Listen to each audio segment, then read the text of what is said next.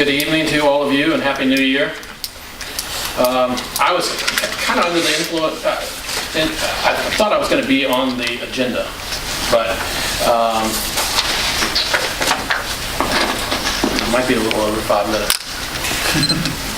So, but I feel like this is very important and I need to get you all of the information, and there is so much information. First meeting, yeah. What's that? Don't get me in trouble at the first meeting. Yeah. All right. Greetings and Happy New Year, Chairman Bennett and members of the Board of Supervisors. I come to you today because we want to form a stronger bond in our community. As you already know, I'm coming to you to talk about the forming of a committee to look at some potential for creating a joint school system.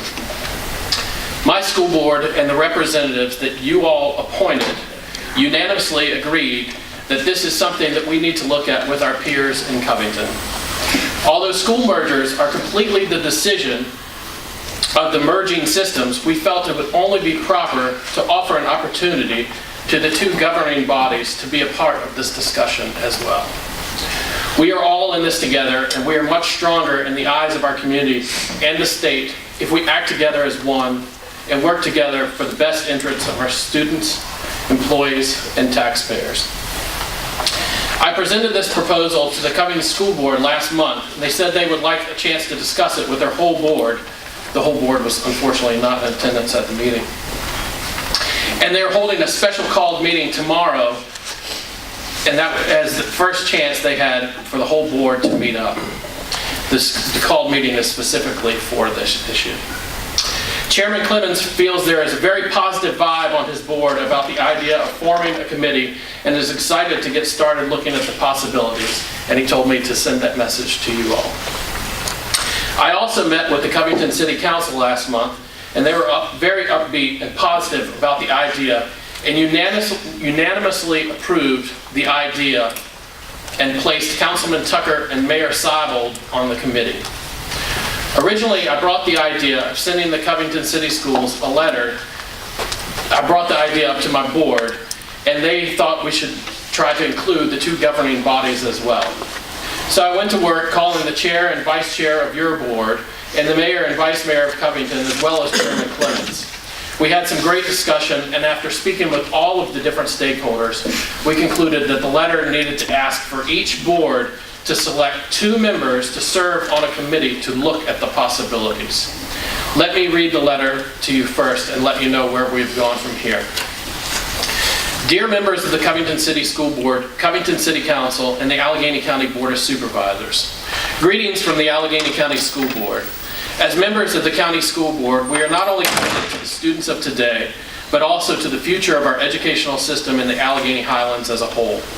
The Alleghany County and Covington school systems have seen a significant decline in enrollment over the past several decades due to jobs moving overseas, a changing world economy, and in some cases, just downright bad luck.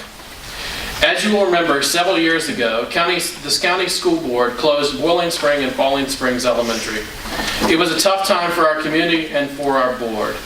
In the 2 years following the closure of our 2 elementary schools, 2 of our board members, Randy Tucker and Jacob Wright, were appointed and soon after were involved in talks with Covington regarding a joint school system. It was probably too soon after the schools closed. There were too many wheels in motion, too much emotion. Talks were called off, and each system chose to work on progressing their own separate programs. Since that point, our 2 school systems have done a great job making sure every public school in the Alleghany Highlands is accredited. Since the last meeting to discuss a joint school system between the 2 boards, 9 of the combined 12 members are new. Over the past several years, our systems have made great strides in working together, and it seems we are always finding new ways to use our allegiance for the betterment of the youth in the Alleghany Highlands. We are very excited that it appears over the past month we've worked out a joint school system to begin the 2019 school year with both systems on the same page. The youth are our future, and whether they go to your schools or our schools, they are part of this community. We are all on the same team. We work together, we pray together, and we play together. Our successes are your successes, and your successes are our successes. We are very lucky to have a supportive City Council and Board of Supervisors that funds us at a higher percentage above the requirements than almost every other community in the Commonwealth. The combining of our school systems would not be a huge savings to taxpayers from the onset, but rather a more efficient use of their money. We feel that we can combine our resources and offer more opportunities, a better use of taxpayer money, and solidify the educational future for our next generation. The plan for a merged system must be diplomatic, well thought out, and be centered around what is best for the future of our community, the students. A unified Alleghany Highlands will solidify our future, increase the quality of life, and most importantly, offer the future generations the best opportunities as they pursue additional educational opportunities or choose to enter the workforce with skills they have gained through our programs. We look forward to continuing our current allegiance and working towards unifying our wonderful community. We are asking that the two school boards, City Council, and the Board of Supervisors each appoint 2 members to be a part of a group that will discuss a plan that would be both diplomatic and beneficial to the future generations of the Alleghany Highlands. We thank you for your time and dedication to our community, and we hope to hear from you soon. That letter is signed by all of the members of our school board, and that was supposed to be the end of my presentation to you when we first talked about this back in December. Since then, there has been some new developments which I would like to share with you. After speaking with the different stakeholders, everyone agreed that we would need help from Richmond. I contacted Terry Austin, and we met at the state capitol a few days later with Susan Hogue, who is a legislative financial analyst and member of the House Appropriations Committee staff. She was a breath of fresh air. We met for several hours and brainstormed with Delegate Austin about all of the different opportunities and potential hang-ups. I left Richmond feeling really good about the possibilities. Just this fall, there's been an appropriations committee that has been set up that is looking into the idea of how to incentivize local communities to create joint school systems. She was very excited to hear that we had an interest and buy-in from all of the different stakeholders. She thinks we could be the model program for the state, and they would work with us to make sure we had every available opportunity to create a joint system the right way. That's with an R, not with a W. We definitely determined that time is of the essence. In 2004, you will all remember that Clifton Forge reverted from a city to a town and became part of Alleghany County.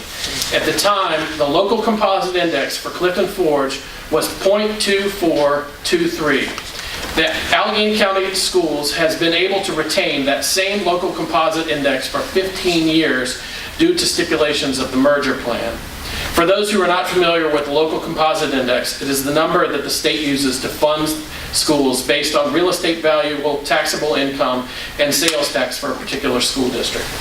This is the final year for the frozen and lower Clifton Forge local composite index, and next year our composite index will be going from 0.2423 to 0.2899, which will create a difference in state funding for our school system of about $700,000 less in state money next year. Covington's local composite index is almost a point higher than ours at 0.2981, which means they get even less per pupil in state funding than we do. Jacob, you're getting me in trouble here. I know, but you're gonna have to just give me a few more minutes. Why is this important to us, you might ask? For several reasons. Almost all of state funding is based on the local composite index. After this year, the 0.2423 local composite index will disappear. Our 2 composite indexes will be 0.2899 and 0.2981 unless we can create a budget amendment that the state will accept to continue our local composite index because of special circumstances. We all realize that it's going to take money to create a joint school system.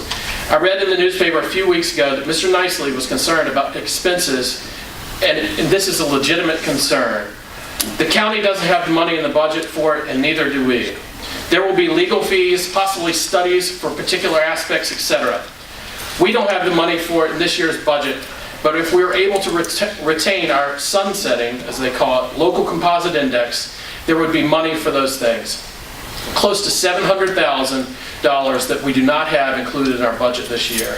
Mrs. Hogue truly thinks that if we show the state that we are trying to work together to create a joint system, and we all form this committee to at least look at the possibility, then we will be able to retain our lower composite index through a budget amendment sponsored by Delegate Austin. The state wants to see that we are serious, that we want to make this work, and if it doesn't, they want to know our backup plan. Mrs. Hogue, Delegate Austin, and myself all feel like if we don't merge the districts, instead of giving the remainder of the money back, it should go to a joint venture, and I'm suggesting that it go into the capital improvement plan for shared career and technical ed programs between the city and the county. The state is interested in joint school systems and career and technical ed, and I believe our budget amendment can speak to both of these. There's another reason that the local composite index is so important to hold on to. The state doesn't appear to make funding numbers just come out of their heads. If we lose the .2423, it will never be relevant again. In a long-term plan for a joint school system, I would like to see us retain this lower composite index to help equalize salary and benefits between the districts. We want to have a plan that is diplomatic for all and truly benefits the children and their educational opportunities in Highland. Friday is the deadline for budget amendments. We need to have a chance to get the proper paperwork over to Richmond, which I've been working on, and ideally, sooner is better. From talking to Mr. Clemens today, it appears he is getting a positive response from his board, and they would like to start looking at a plan as well. I will be attending their special called meeting tomorrow, and I would love to tell them I got the same positive response from you all as I got from the Alleghany School Board and the Covington City Council. In summation, is that what you're asking for tonight? I would like to see appoint 2 members, yes, sir.